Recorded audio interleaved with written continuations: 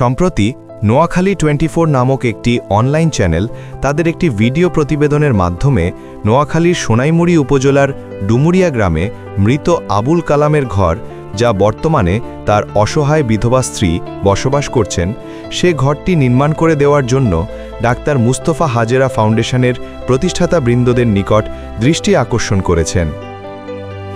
Hajera foundation এরা অত্যন্ত মানবিক কাজ করে। যদি একটা ঘর দেয় আমি মনে করি অনেক ভালো হবে। কিভাবে এই ঘরে তারা থাকছেন, কিভাবে চলছেন এই পরিবার। আমি ছোট থাকতে আমার বাবা মারা গেছে, আমার মায়ের চার মতো খোঁজ দিয়েছে, এ মানি আছে ঘরের ভিতরে। তিনি তো আপনার সৎ মা। আমার মা অনেক ভালো। আমার বাবা মারা গেছে, পারলে আমাকে ফের ছেলে বাবার বাড়ি চলে যেতে পারতো, কারণ আমি তার মেয়ে না। ছোট থেকে বড় করছে, আমাকে মানুষের বাড়ি কাজ করে করে জানি খাবাই।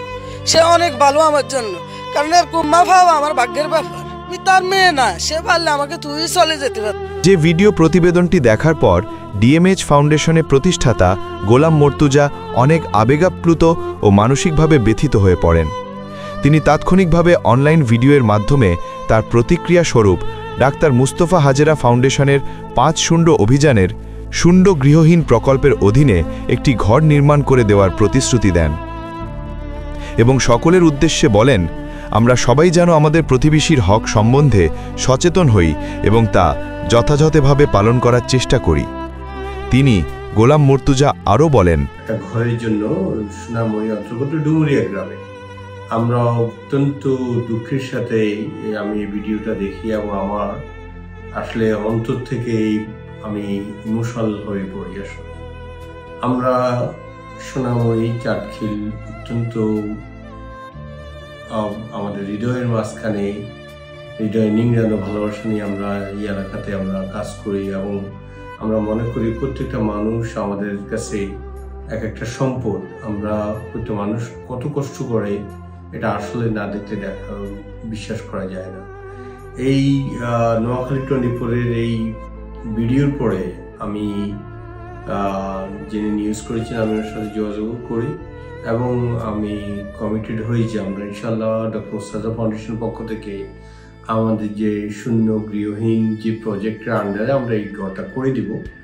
কিন্তু আমি একই সাথে আপনাদের সবাই দৃষ্টি আকর্ষণ করবো আজকে এবং আমি আশা করবো নোয়াখালী 24 আমার এই নিউজটা প্রচার করবেন যে আমরা প্লিজ আমরা আমাদের প্রতিবেশীর হক, প্রতিবেশীর দায়িত্ব সম্পর্কে আমরা একটু খোঁজ খবর নিয়ে এবং আমরা একটু চেষ্টা করার জন্য সমাজে সবাইকে নিয়ে বড় হওয়ার মেন্টালিটি রেডি করা।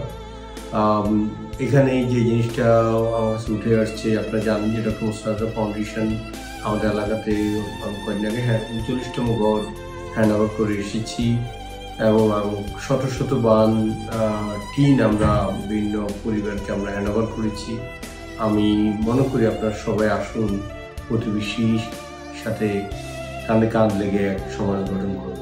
এই ভিডিওতে আমি আরও একটা জিনিস আপনাদেরকে বলবো যে জিবরাইল আলাইহিস সালামের একটা রেফারেন্স দিয়ে আল্লাহ রাসূলের একটা হাদিস মুসলিম শরীফ থেকে যে জিবরাইল আলাইহিস সালাম বারবার আল্লাহ রাসূলকে প্রতিবেশী হক সম্পর্কে তাগাদা করেছেন এবং আল্লাহ রাসূল মনে করেছিল যে প্রতিবেশীর হকটা উত্তরাধিকার পর্যায়ে যায় কিনা। এটা যদি আমাদের কনসার্ন হয়, আসুন প্রতিবেশীকে নিয়ে বড় হই, প্রতিবেশীর সাথে আপনার মনটা শেয়ার করি, আপনার সম্পদের মধ্যে প্রতিবেশীর হক আছে এটা রিয়েলাইজ করি, সবাইকে নিয়ে একটা সুন্দর আগামী করতে। আসসালামু আলাইকুম। এছাড়াও জনাব গোলাম মর্তুজা নোয়াখালী 24 চ্যানেলকে ধন্যবাদ জানিয়ে এই বিধবা স্ত্রী বসবাসের জন্য একটি ঘর নির্মাণ করে দেওয়ার প্রতিশ্রুতি সম্পর্কে অবহিত করেন। আর এইভাবেই ডাক্তার মুস্তফা হাজেরা ফাউন্ডেশন সবসময় সকলের পাশে থাকছে, অসহায়দের প্রয়োজনীয় সহায়তা করছে। আর এটি ফাউন্ডেশনের অসহায়দের পাশে থাকার এবং সমাজের দায়িত্ববোধ জাগ্রত করার নিরন্তর অঙ্গীকার।